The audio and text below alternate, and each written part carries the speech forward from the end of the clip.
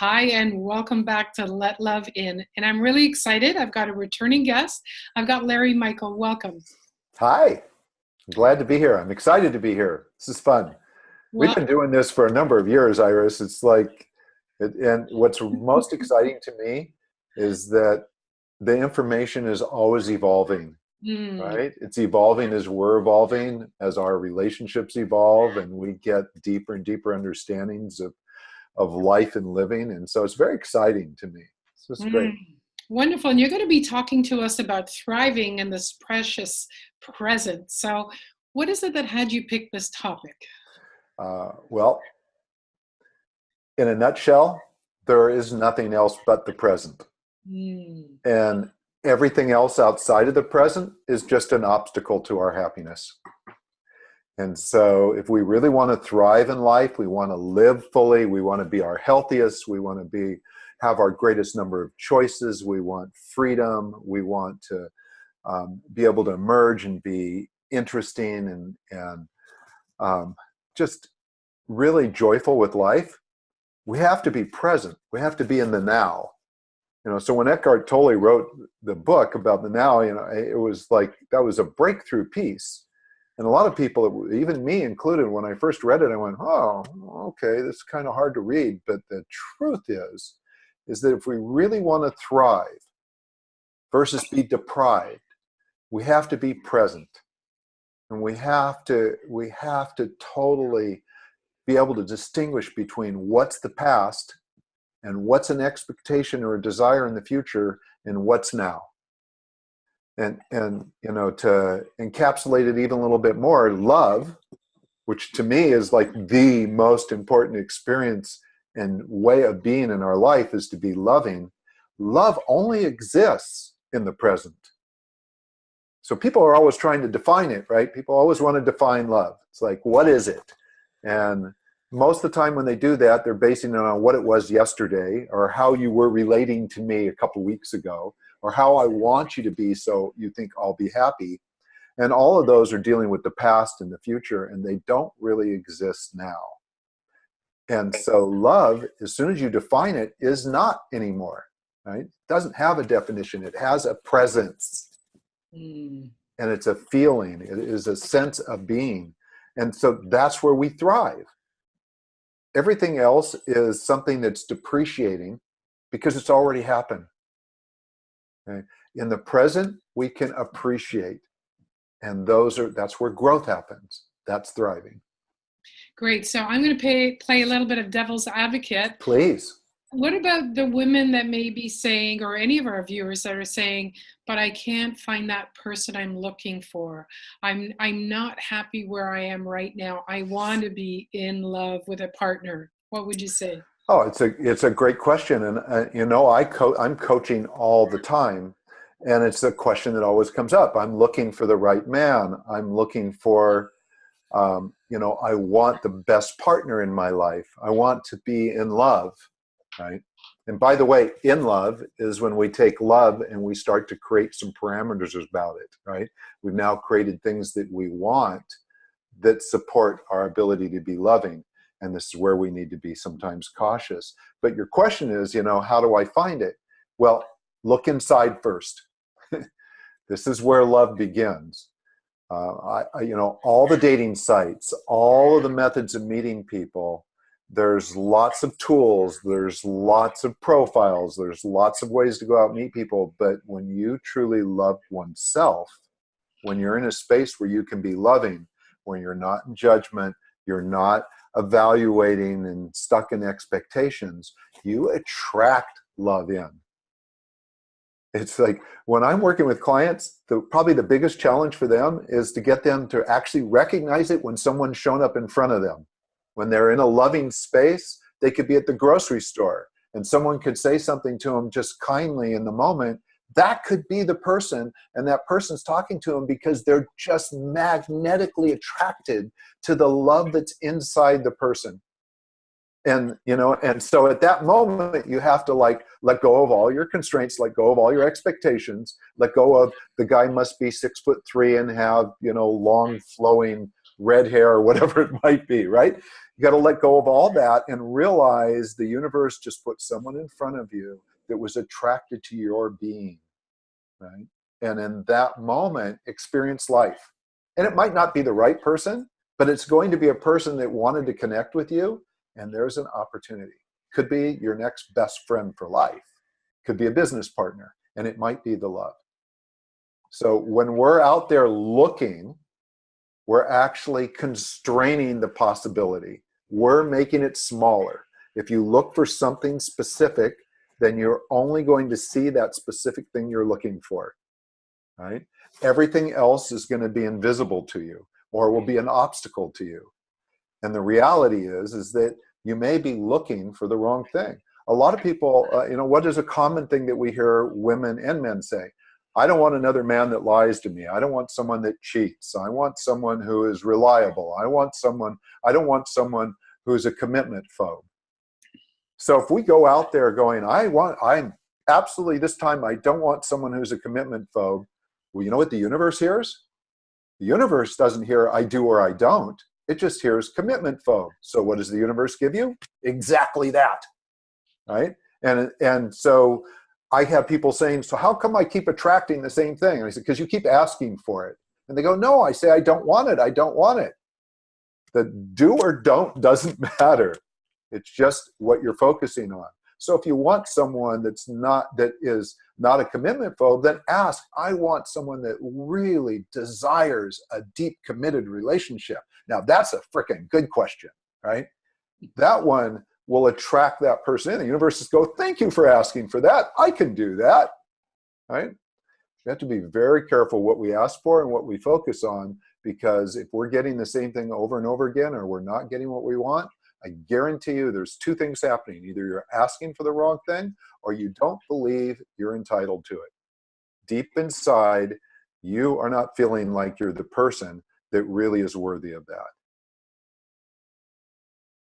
Yeah, and that's a really important piece to really start to explore what it is a woman believes she deserves or doesn't deserve.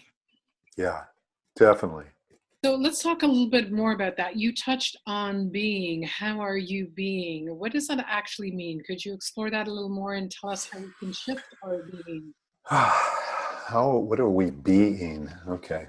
So, how are we showing up in the present? You and I right now are recording this call, right? So if I come to this call and I'm depleted or unresourceful because I've had a really difficult day or difficult morning, and I'm not really present for your questions, then I'm likely to say things that, like, people are going to be going, she just asked him that. He said something totally different. Where is he?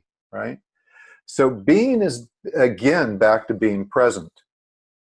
And there's something about being present that really opens the doors for us, and that's being in a place without judgment. Right? Like our true happiness, we can't be in judgment. We can't be in blame or shame or be carrying around guilt, because when those things exist, we're not present. Guilt's related to a past experience. Judgment is related to either feeling you're less than or someone else is less than. I mean, whenever we judge, we're really judging ourselves. The things that tweak us the most about someone else are truly our inside work. And it's like, it took me years to figure this out. I'm going, oh, why does this person bug me so much, right?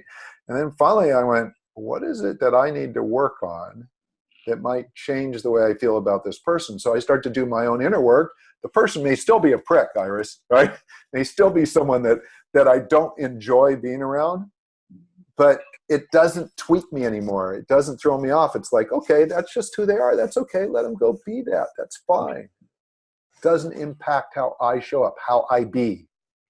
Right? Yeah. So let's talk about that. How does somebody be? Well, I'm going to say most of our viewers are women, but anybody who's watching, how do we exude the kind of energy that's going to have people be attracted to us?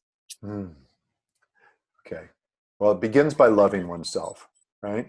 And I'm going to say something that's kind of radical, but I think it's the truth. When you got out of bed, when you woke up this morning, You did the most unconditionally loving thing that you could possibly do. You chose to live. You chose life over anything else. You got out of bed, you went, I'm going to feed myself, I'm going to clean myself, I'm going to do whatever, but you chose life, right? That's true, unconditional love in that moment. And then shortly afterwards, you start thinking about, oh, I got to do this today. I got to do this today. I got this long list of things to do. Oh my God, I had this argument with my sister, and all the other things, that are going on in the world start to come in and offset that moment of unconditional love. So every day when we wake up, every one of us is doing the most unconditionally loving thing they can be doing. And if we can just tap into that, open our eyes and go, yeah, I choose to live today. I'm going to make this the best possible day, even with all the obstacles that may come up, all the challenges I may have, all the stressful situations I may be encountering. I choose and go another day. That's huge, right? And in that moment, if you can just allow yourself to feel that, fill your heart, that's the core of us being the loving, divine people that we are. Mm. And I love what you just said, because you're actually giving our viewers an option. You can choose to focus on those things that are obstacle and difficult, which create stress, annoyance, that kind of energy that other people pick up in us. Or we can choose to be joyous for today, right now, in this moment. And that's what other people are going to pick up in us. Yeah. Yeah. And it's just, and the thing is we can tap into it. Look, I got up this morning and I told you I just moved. And I went looking for the microphone for this call, and I couldn't find the cable. I'm going, shit, right? So I had this stress moment, right? And if I let that impose upon who I am, then I don't get to show up for this call. So I had to find a solution, right? You go into solution mode. And sometimes those things are stressful. Sometimes, oh my God, I only have 2 seconds till the call starts. What am I going to do? I don't know where to find. There it is, right? But that's life. Those things happen to us. But at no point in time do I diminish who I am or how much I love the fact that I'm breathing, right? I'm breathing. I'm alive. I have choices, right? We all have choices. And sometimes it seems like we don't. Sometimes it seems like there's so many things going on.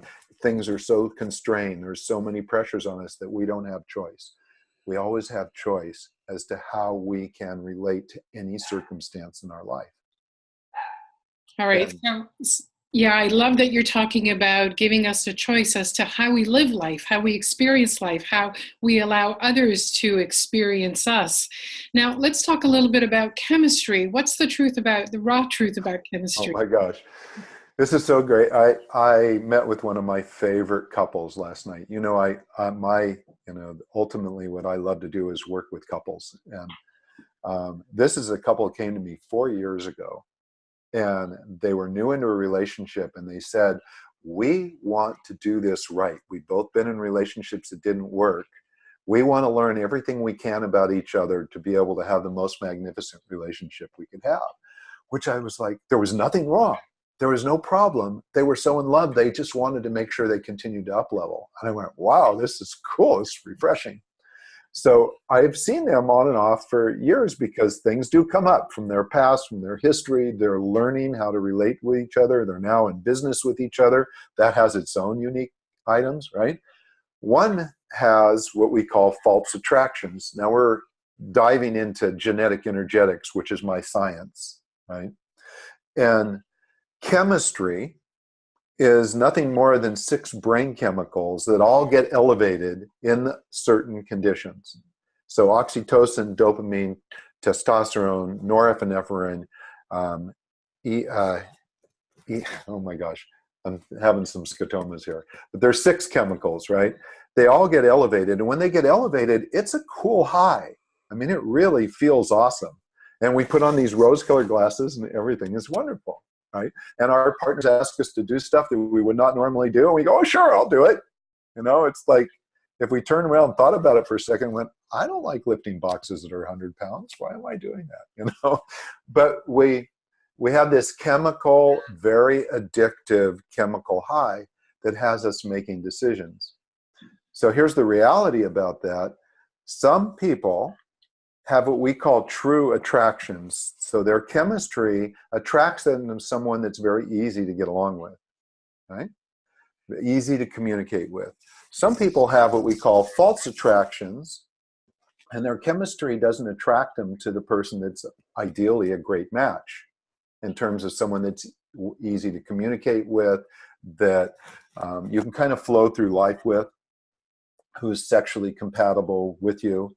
And so that draw can send us into a challenging environment. But it also can create some other unique experiences. So the couple I was just talking about, they're really well aligned energetically. They speak the same language. They communicate well with each other. Sexually, they have the same energetic frequencies and harmonics. They're really well matched. Some of the modifiers in our system they have that match. So they're a great match for each other. One has true attractions, which means one of them is like infatuated all the time, right? When he's around his lady, he's like, I just love this. You can just come up and like touch my shoulder and I'm going to feel great, right? And it's just, there's this physical touch piece of him that's really potent. And the desire for her presence and her contact is always there. He's on a chemical high that never dissipates, and it stays up there. And so he's kind of an addict for his partner. And she has false attractions. And it means that chemical high that he's experiencing, she's not. Right? She loves him totally. And when they do connect and spend time, then the oxytocin and testosterone and dopamine levels get elevated. But it's not a proximity thing. It's actually physically connecting, right? So she can go through day and she's not like drugged up thinking, I need my man, I need a fix for my sweetheart. She can go through the day and love him totally, but not necessarily miss him or miss the contact. And so if he's constantly reaching out saying, touch me, connect with me, whatever, and she's not feeling it, there's a point where she can start to feel like, wow, am I not meeting his needs? Or feel like, I don't know how to do this. I'm not feeling the same thing he is. And so when two people don't necessarily feel the same thing at the same time, which happens a lot in relationships, right? They have to be able to step back and go, that's his experience, this is mine. And how can we connect with each other where we can honor both of our realities, right? And so that was the conversation we had. And we've had it a couple times, but when you get drugged up on all the brain chemicals, it's hard to remember any of that stuff. You just want to hold your partner. You want to kiss, you want a conversation, you want to hear their voice, you want to call them on the phone no matter the fact that they may be busy and have no time to talk all day long. You just want to hear it because it feels so good. And the key here, and for this couple, for example, is just being aware of it. So he knows he's high. He knows why he feels good. She knows why he's high and feels good and wants it. But they also have to honor the fact that she's busy and working all day, and he's busy and he's doing his things. And to just be aware of those energetic frequencies. And that awareness allows for honoring and accommodation instead of story. And the story that was going on was he was going, well, she doesn't desire me as much as I desire her. She desires him differently. Mm-hmm. But the desire is, I would say she desires him even more. But he's measuring it based on his own experiences, right?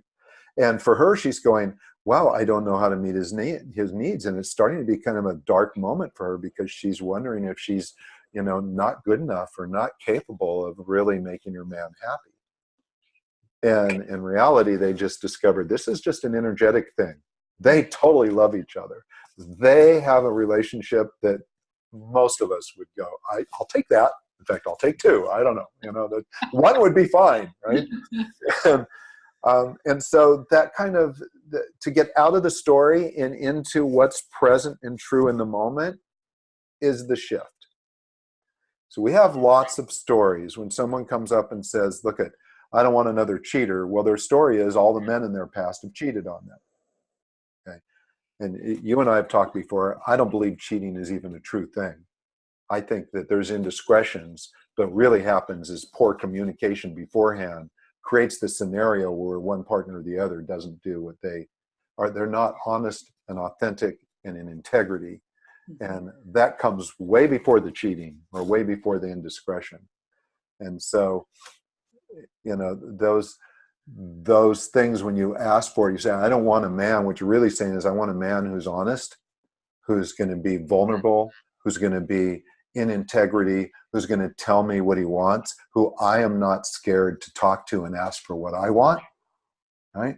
And all of that happens in the present. And, it's okay to say, well, you know what, I really am worried because the last 3 men I was with, they just, I thought they were totally honest and they weren't. So I didn't see it. And so I'm a little gun shy right now. And the key at that point is that you have to realize those are past relationships. If you bring them into the present, you don't give your partner an opportunity to be true and honest and present. And so the question I asked is, how do you feel about this partner right now? Right? Well, I love this man, but then I don't feel confident about my own ability to judge or to be discerning. So how do we work on that? Then we work on that confidence level. And it's based on what's happening right now. And if there's issues in the past that we have to deal with, we'll go back and look at the context of them and change that context so it supports the present to be flourishing. And what I love about that last couple that you talked about is that hormonal or energetic high can often turn into a story of him being very needy. Yeah. Oh, totally. Yeah, and just understanding that they love each other differently, they experience it differently. It's not about more or less, that there's space to allow the other person to just be who they are. Yeah, totally. I personally destroyed one of my own relationships because of that. I mean, I have a really deep past experience from it. And what do I do? So I'm not saying we dismiss the past totally, but I can tell you, I look at that experience in the past and I learned from it, right? And I take the value, the information, the subtle insights from the past, and I let those be part of how I make better decisions today, right? As opposed to looking for a similar situation and doing the same thing over and over again. And I did that. I was, I had true attractions. I was doped up all the time. And my girlfriend at the time didn't. She totally loved me, but I never really saw the level of her love because I was looking for it to be like mine. And we all love a little bit differently. Yes. Even people say, oh, we love people exactly the same. No, I'm sorry. We have different history. We have different speeds we operate at. We have different things we're doing in our lives. We have our own unique way of loving ourselves and our partners. And the greatest gift that we can give our partners is to see that unique form that our partner loves in with gratitude and be with that. That's a huge gift. It's a gift to oneself and it's a gift to the person we're encountering, whether it's romance or friendship or even business. We take genetic energetics, Iris, into the workplace, and we end up talking about love because it's the greatest gift, right? How are you going to show up and be most creative, most efficient, most contributive to the business that you're in? How are you going to connect with people in a way that you really pull out all their value? Well, you've got to come from a loving place. This is not romantic love. This is love for life. This is love for growth. This is love for inquiry, for curiosity, for learning about people. You take that into a business environment, it flourishes. All right. Yeah. Yeah, I mean, it sounds like there's so much potential when you truly understand what's going on in your end and how that is impacting how you show up in the world. Yeah, so much. All right, so I know that you also talk about courageous intimacy. Could you speak to that? Yeah, that's like the ideal. To me, that's when I think of relationships. that it's the place that I think we all need to aspire to be in, especially with our romantic partners. So intimacy, intimacy has different levels. Starting and science, there you can go online and Google search levels of intimacy, and you'll find that there's 7 to 10 different levels, and at the lowest level it's like a handshake. How do you do? It's a touch, that's it. There's no more connection than that, right? You don't know anything about the person, but at least you shook hands. And then it starts to go up from there, and as it goes up, it's like now being willing to reveal more about who you are and what you believe in. Being willing to disclose more about yourself, some personal history, tell people, about how you grew up, what was important to you, what your desires are. And that kind of conversation we usually have with someone that we feel like is really listening to us, really wants to see us, right? And intimacy is kind of an interesting thing, by the way, because you and I could go, you know what, I'm an open book. I have nothing to hide. Iris is a good friend. She could ask me anything. I'll tell her. It might be borderline very private, but I don't care, because if we're having a conversation, I know I'm going to learn from it, right? So that's really kind of up at the highest level of intimacy, when you're willing to be that vulnerable. But you and I could go talk to someone else and went, well, no, I have a private life. I don't share anything. And, you can't even ask me that question, right? So at that point, our level of intimacy is only the lowest common denominator. So as intimate as you and I might want to be with that person that's very closed down, the conversation is only going to be as intimate as what they're allowing, okay? Now, courageous intimacy is like taking radical honesty, and that's a whole nother conversation, but it is and it isn't. They're similar. Radical honesty is being willing to speak what scares us the most. Like, oh my God, I made the biggest mistake today and I don't want to tell anyone, and I have to talk to my beloved. Right? I don't want to tell her. I don't want her to think her less of me. I don't want her to be mad at me. I don't want to be angry at me. All these different things that we have going on in our head. And inevitably, it always happens this way. The thing we fear the most, when we finally reveal it to the person that truly loves us, like we're shaking, we're quivering, we think it's the end of the world. And they go, oh my God, I'm so glad you shared that with me. I could feel there was something wrong, and I didn't know how to get it out of you. I'm so touched. And yeah, it would normally really piss me off, but that was really courageous for you to share it with me, because it shows me that you care so much that you would never conceal anything, from us and our ability to grow and move through life together. So courageous intimacy is about being intimate at the highest level, being vulnerable, willing to be seen no matter what the circumstance, right? To be in integrity. So as much as you think that this is your truth. Now, someone else may say, I don't think that's your truth. I don't think you're being honest. Well, you know what? Inside us, what we know to be true, that can change. But it's what we know and we believe in that moment, being willing to share that belief, whatever it is, even if it's different than anybody else's, even if it is like in opposition to the person we care about the most, we're willing to share it because it's our own truth, right? So to be in integrity, be vulnerable and be intimate. And the courageous part, and this is why I call it courageous, because we can be in fear, and fear closes us down. It's constraining. We just shrink away. It's like, bye, right? But when you're courageous, you're right up there and you're going, I'm willing to put it all out there because it excites me to know there's an opportunity for growth. There's an opportunity to emerge. Like at that moment, our most courageous moments, that's when we have the most phenomenal, serendipitous, blissful things happen. We discover things, go, whoa, I never even thought that was a possibility. I never even thought about it that way before. How can this be? This is like, I wish I would have had, how many of us, by the way, have had a situation where a new realization came in and you went, oh my God, if I only knew that 10 years ago, right? Every one of us have had that. So courageous intimacy is about step into it. If it scares the shit out of you, step into it. Be courageous, be excited, really, truly excited to discover something new and make a deeper, more fulfilling, more joyful and profound connection with those people you love and care about. That's courageous intimacy.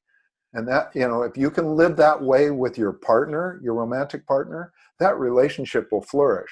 That doesn't mean it's going to last a lifetime, by the way. It may mean that you discover that the two of you, no matter how much you love each other, have different directions to go in your life. And then you have an opportunity, because you've been so courageous, because you've been so honest with each other, to consciously uncouple if that's the case, right? But you also get to consciously make decisions about how much you can really do with each other and enjoy with each other. And it all comes from a place of love and courage. Mm. And what I love about what you just said is that it's not just an opportunity to connect, it's also an opportunity for freedom. Yeah, you have choice, you have growth, right? It is the ultimate freedom. It really is, because you're making a decision. It's your decision to grow, to connect, to expand. Right? And, you might not like what you learn. It might be hard. It might be a bit of a gronk. Go, oh, wow, that just really, I got to tell you, this is really stressing me out, because now I know I have to look at everything a little bit differently. Mm-hmm. But then when you start to go deeper and deeper into it and you ask, is this the healthiest thing for me in the long run? Then you can take that fear or that anxiety and turn it into joy. And when you can turn it into joy, that's when the most serendipitous things happen. Mm-hmm. You discover stuff that you didn't know you were ever going to discover. And they happen, they go off like light bulbs. It's like fireworks going off. And you talk to couples and you go, how did you guys meet? Well, this happened and this happened. Miraculously, this happened. And, oh my God, I was like, there's like fireworks going off everywhere, because there are little serendipitous things happening to them that they did not expect. It's because they allowed themselves to be open to joy and bliss. They were courageous. Right. And for people who want to learn more about this, I know you put together a special offer. Could you speak to that? Yeah, I love to, because it's the backbone. It's the foundation of my work is genetic energetics. And genetic energetics is looking at the energetic frequencies that we all vibrate at that are hard-coded. They're like our blood type. So it's a typology, and the free offer is allowing you to go in and take a very quick little profile test that's going to tell you what you are energetically. It's going to tell you how you communicate, how you process information and run your life. It's going to tell you your relationship to money and how you work with that, your sexual response type, which is very important, which is your sexual energy and how it moves, which is, by the way, it's a game changer, because everything you know about men and women, 50% of it is not accurate, and this gives you a really accurate view of it. So, there's women out there that feel like, I don't have what everybody's saying women should have. Or guys that feel like, well, I feel like you're describing a female attribute, and it's not. There's masculine and feminine in all of us, but there's an energetic frequency as well, and how that vibration interacts with our partners is critically important. We're going to talk about chemistry, so it'll ID for you whether you have true or false attractions, help you understand why some people you're powerfully attracted to, and others who cares, right? And then there's things called modifiers that people either have none, which is okay. If you have no modifiers, it's not a discrepancy. It's not a problem. It's actually an advantage. So you can have none, or you can have up to 5, actually up to 4. There are 5 different modifiers, but no one has all 5. Thank God. So right. Each modifier is a personality characteristic. So this is the profile that people are going to get. They only need 2 pieces of information for that. They need their birth date, And it's not that, I don't care where, it doesn't matter where you were born or the time you were born. It's not astrological. So you just need your birth date. And then if you have it, the birth date of your opposite gender biological parent. Okay. So for you, Iris, it would be your biological father. For me, it's my biological mother. If you don't have that information, it's okay. Still go get the report. Everything will be there but the chemistry piece. Okay. So that's it. And there's a description of what it all is. And that's a starting place. And you can go in as deep as you like from there. You can contact me personally at larrym@the4answers.com. And we work with couples. We work with all kinds of people. We have energetic relationship professionals that are trained to help you understand more about it. And they all speak the same language I do, to some degree. All right. And if you're watching this video, right below the video is a link. Make sure you click on that. Take advantage of Larry's special offer. And with that, Larry, I want to say thank you so much for your time, for this free offer you've set up for our viewers, and for the difference you make in the world. Thank you, Iris. Thanks for the opportunity to communicate to such a vast and large audience. I really appreciate it.